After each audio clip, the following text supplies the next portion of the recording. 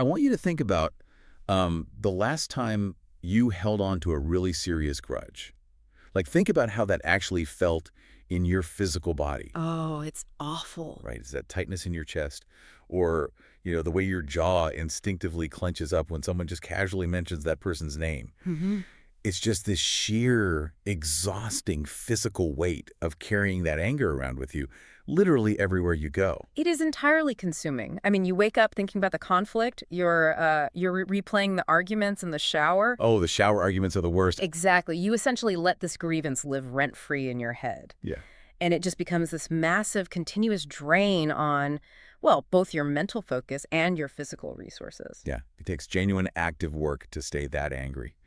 And today's deep dive is taking us straight into the heart of that exact exhaustion. We've got a really interesting one today. We do. We are looking at this fascinating translated text from March 2011. It's by an author named Feng, and it's titled, Chanyuan Celestials Must Learn to Forgive Others. But, before we get too far into the weeds here, we really need to establish a clear baseline for our discussion today. Yeah, definitely. Good call. Because our goal here is not to endorse the religious or spiritual viewpoints presented in this text. We are not, evaluating this as a theology for anyone to adopt or believe in. Right. No, we are just here as impartial observers. We're taking a magnifying glass to the unique internal logic of this document. Mhm. We really just want to understand the specific worldview it presents, how it constructs its arguments, and what it's actually asking of the readers who follow it. Right, we're examining the architecture of its ideas, and I have to say, the architecture here is wildly unique. It really is. So as a blueprint for what we are covering today, this text is just this incredible blend of things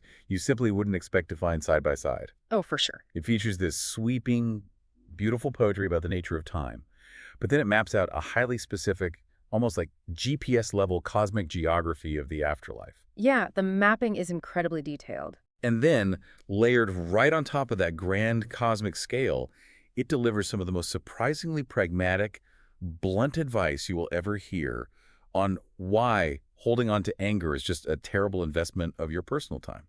Yeah, the author really pulls no punches when it comes to the utility of human emotion, because the text begins with this fundamental, absolute premise: heaven contains no hatred. Wow, just right out of the gate. Right out of the gate. It states very clearly that if you carry hatred, you can never go to heaven. And Feng claims to originate from a place called the thousand-year world, which the text describes as the lowest space of heaven. Okay, the lowest space. Yeah. And the defining characteristic of this space isn't just, fluffy clouds or people playing harps. It's the complete structural absence of hatred. It's replaced entirely by happiness, joy, and freedom. And to really drive home why hatred is so out of place in the system, the text leans heavily into the concept of time. There is this beautiful, striking quote in the translation. It says, "The fungus plant of a morning knows not the alternation of day and night. The cicada knows not the alternation of spring and autumn." It's very poetic, and it uses that imagery to argue that our lives are just incredibly short. I mean, it explicitly says that a 100-year lifespan passes like a moment. A moment. Yeah, in the grand scheme of cosmic time, human existence is barely a flash. Okay, let's unpack this. Think about the fungus, or the cicada mentioned there. I actually like to picture a mayfly. Oh, a mayfly, sure. Because, a mayfly literally lives for one single day. So imagine if that mayfly spent its one and only day of existence being furiously, relentlessly angry at a pebble it bumped into. That's a great image. Right. You look at that mayfly and think, what are you doing? You have 24 hours. Why are you wasting it on the pebble? So is that essentially what the author is saying about us holding grudges? What's fascinating here is how accurately your analogy captures the text's use of scale. Because by invoking the perspective of deep cosmic time, the author shrinks human grievances down to a microscopic size. Like the pebble. Exactly like the pebble. If a century is just a blink of an eye, the text argues, we barely have enough time to figure out how to pursue joy and freedom. We are already on the clock. Right. So wasting any fraction of that tiny moment on anger isn't just morally bad, it's painted as an atrocious misallocation of resources. Forgiveness is framed not merely as a moral good, but as a crucial time management strategy for your soul. A time management strategy for your soul. I love that phrasing. Because if you only have a moment, you really need to be moving toward a specific destination. Exactly. Which brings us to the next massive piece of this puzzle. If our time on Earth is incredibly short, and we aren't supposed to spend it being angry. Where exactly is all this leading us? Right, what's the point of it all? Yeah, and the text doesn't just wave its hands and say, you go to a better place. It gives us a highly specific spatial map of the afterlife. We already mentioned the 1,000-year world as the lowest tier of heaven, but the text maps out the Earth's relationship to this tier in a very concrete way. It talks about the creation of the second home, which is noted parenthetically as now being the new oasis for life right here on Earth. And it describes this second home as a literal transfer station from Earth to heaven. A transfer station. Yeah, like a spiritual airport terminal. An airport. Basically. And the crucial detail is that everything in the second home is deliberately copied and practiced based on the life and scenarios of that 1,000-year world. It's a simulation. Like a training ground. Exactly, a training ground. The author states that people who have lived in the second home for a long time have already experienced the beauty of heaven and smelled its breath. So it's not a mystery to them. Right. They are getting an active preview. But the map doesn't stop at the 1,000-year world, does it? I mean, the text teases an even larger cosmic geography. Oh, the 1,000-year world is just the first stop. The text explicitly outlines a progression to higher, more refined realms. So from the 1,000-year world, believers are told they can ascend to the 10,000-year world. Okay.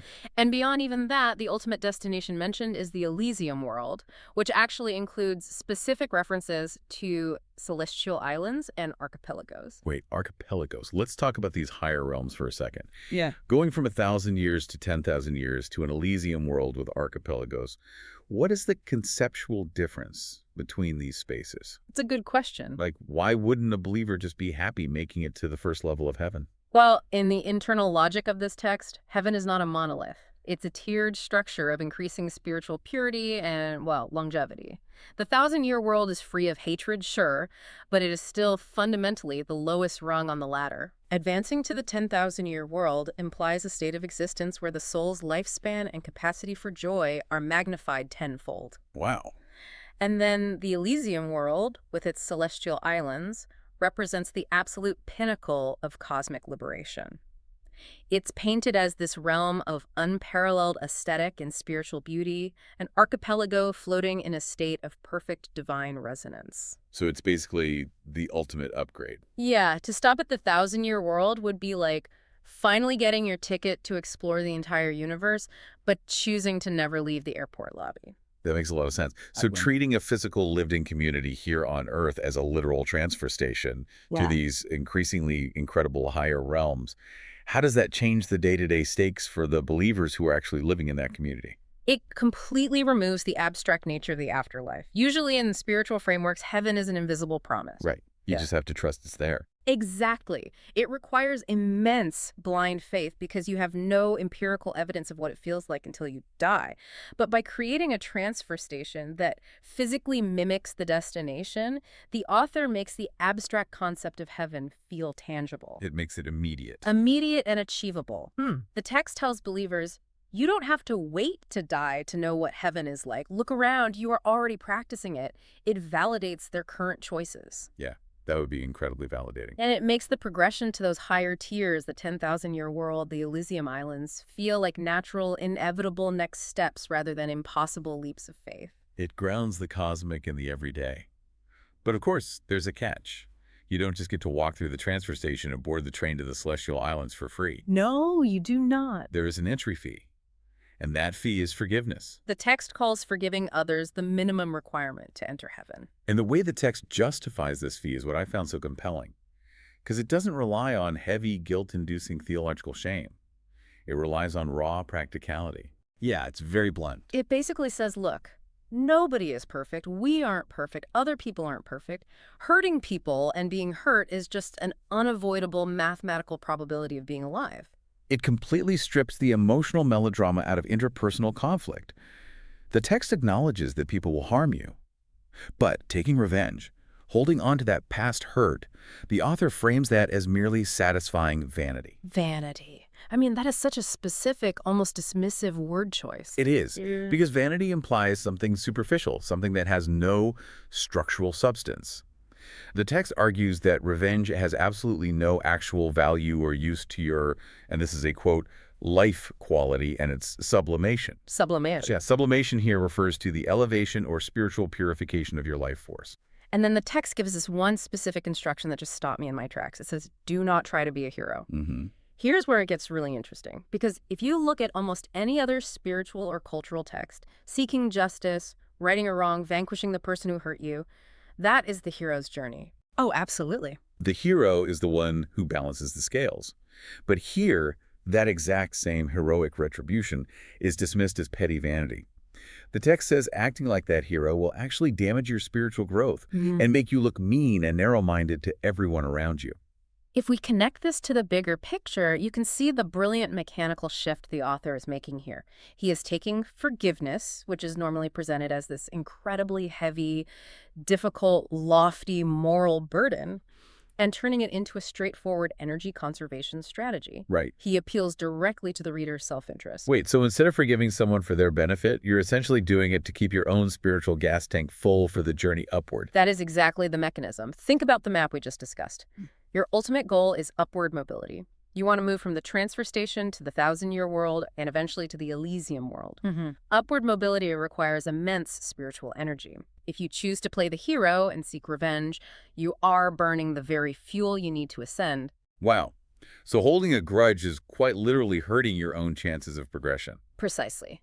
The text turns forgiveness from a selfless act of grace into a profoundly selfish and a positive, protective sense act of spiritual self-preservation. But doesn't that purely transactional view of forgiveness strip away actual human empathy? I mean, if I'm only forgiving you to save my own energy so I can get to the Celestial Islands, am I really forgiving you at all or just selfishly ignoring you to get what I want? That is the core tension of this framework for sure. In the logic of this text, earthly empathy, the kind that gets entangled in who was right, who was wrong, and how deeply feelings were hurt, is an anchor. It weighs you down. Exactly. It belongs to the lower earthly realm. To reach the Elysium world, you have to operate on a higher set of physics. Energy physics, not emotional physics. Energy physics. Yeah, the author isn't asking you to lack compassion, but he is demanding that you decouple your spiritual progression from the actions of others. If your ascension is dependent on someone else apologizing or you feeling perfectly empathetic toward them, you have surrendered control of your own soul's journey. You're giving them the steering wheel. Exactly. By making it transactional, the text actually returns agency entirely to the individual. You aren't forgiving them for their sake or even because you feel warmly toward them. You are forgiving them because you literally cannot afford the energy tax of hating them. You are protecting your investment in your own cosmic future. That hyper-practical approach to energy conservation leads to my favorite part of this entire text, because the author seems to realize, okay, energy conservation sounds great on paper, but human beings are messy. We are very messy. What happens if you simply cannot find it in your heart to fully forgive someone? What if the hurt is just too deep and you can't just flip the switch?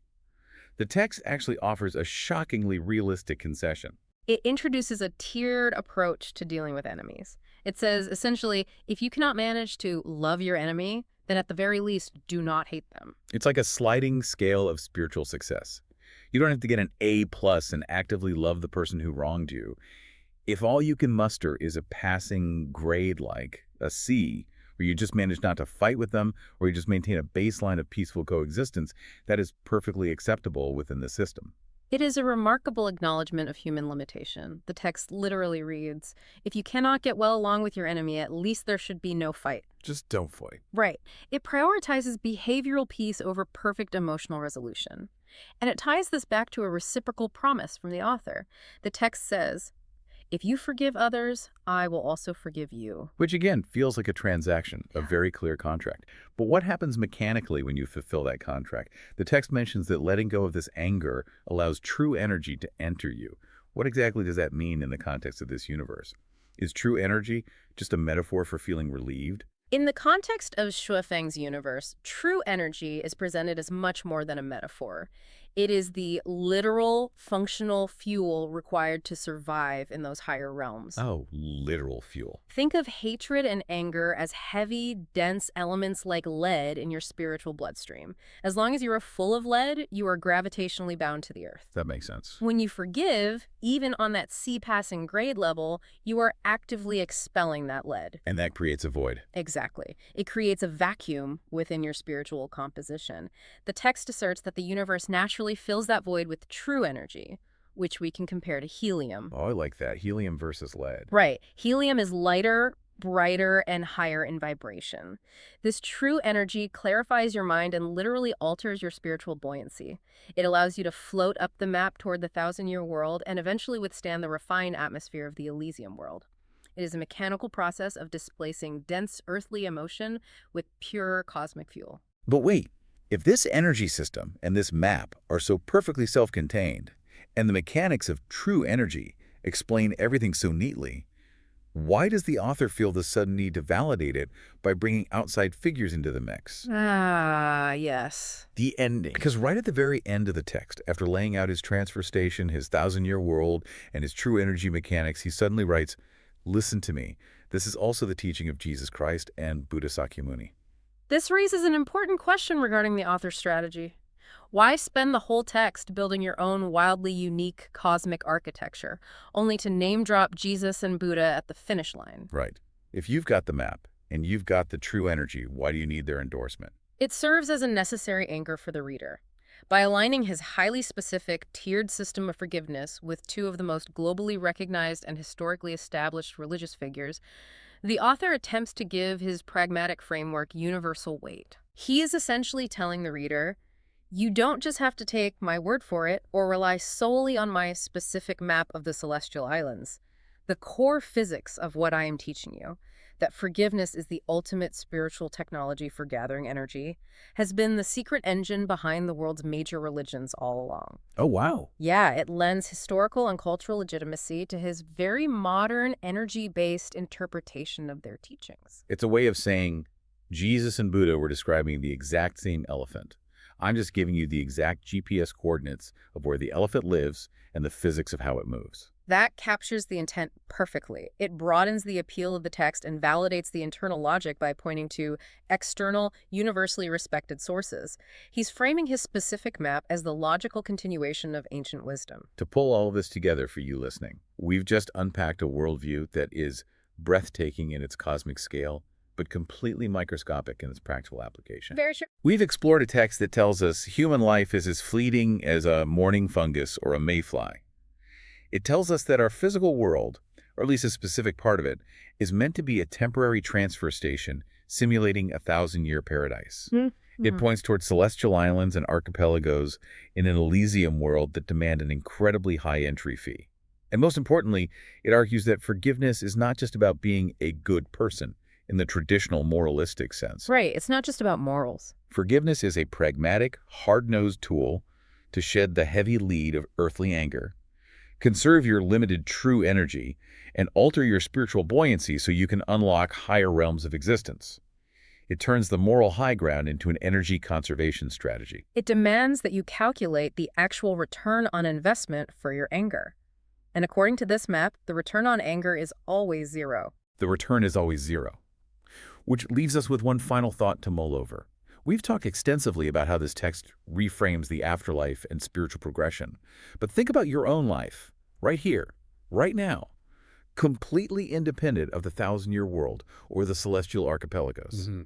If we truly adopted this framework, if we viewed all our daily conflicts not as epic battles of right and wrong, not as opportunities to be the heroic vanquisher who balances the scales, but purely as literal transactions of our limited, precious personal energy, how drastically would that change the way you respond to the very next person who annoys you?